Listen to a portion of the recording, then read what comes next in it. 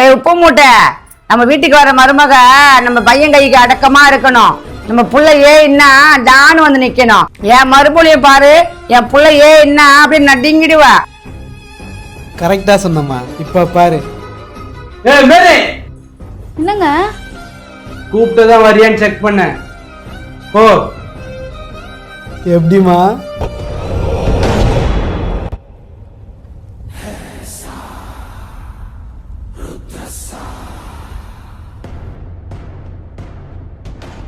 என்னம்மா நீ இன்னும் போலையா? சும்மா விளையாட்டுக்குதாம்மா. அதுக்கு ஏன் முறைக்கிற?